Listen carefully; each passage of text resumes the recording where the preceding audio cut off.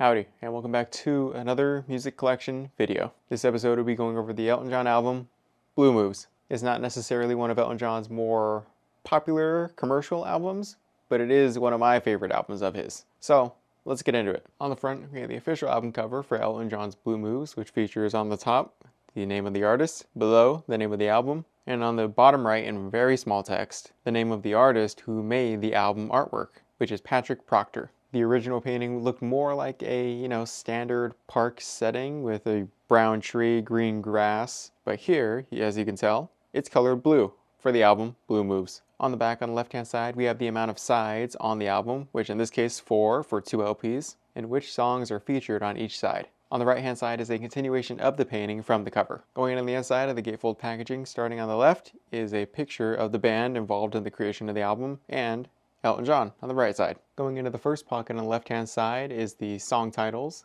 which side of the record you're on, credits for those involved in the making of each specific song, lyrics for all the songs, writing credits, and band credits on the right side. On the back side of the sleeve is information for the songs on side 2 in the same format, with the remaining 4 songs, lyrics, and credits. Going into the sleeve is the actual vinyl record. A standard black vinyl press with a blue and primarily green label. Starting from top to bottom, the Rocket Record Company logo from the times of the creation of the album, name of the album, Blue Moves, songs on this side of the record, writing credits, artist name, and production credits, and producer credits. The opposite side being side 2 with the remaining 4 songs with information formatted in the same way as the first side. Going into the pocket on the right hand side is the second and final thing, which is the sleeve. This sign being dedicated to side 3, showcasing the remaining 5 songs, with the song titles, band credits specifically to each song, lyrics, and writing credits. Opposite side being side 4 with the remaining 5 songs and additional credits on the top right.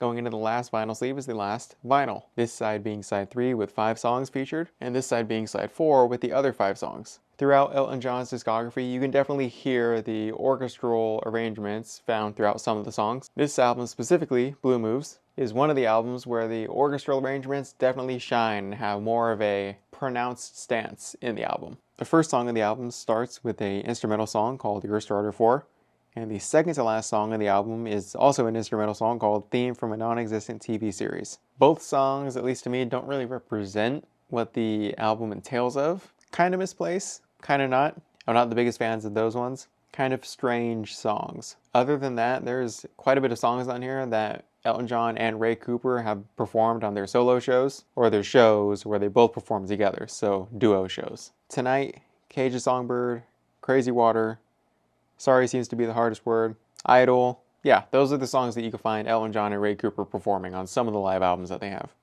and YouTube videos. Yeah, this isn't the first or second or maybe third album that I would recommend to someone who hasn't heard much of Elton John's discography, just because it is a bit different.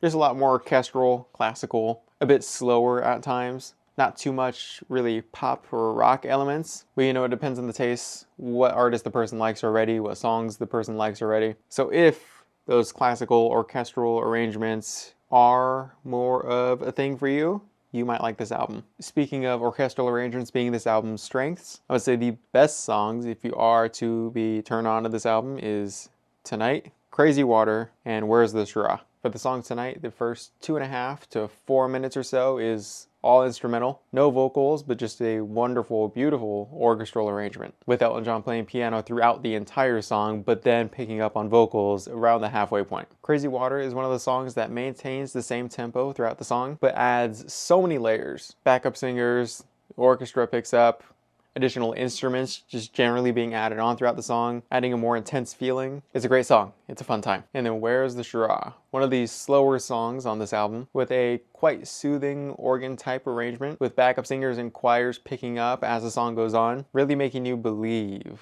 what the story is trying to tell you. But yeah, overall, I really like this album, Blue Moves. Again, it's a bit different, but I like it. If you want to hear more stripped down, raw versions of these songs, check out Live from the Rainbow Theater and Live from Moscow, both of which I've covered on this channel, with also, again, as I stated earlier in the video, those 2 performances specifically being just Elton John on piano and vocals and Ray Cooper on percussion.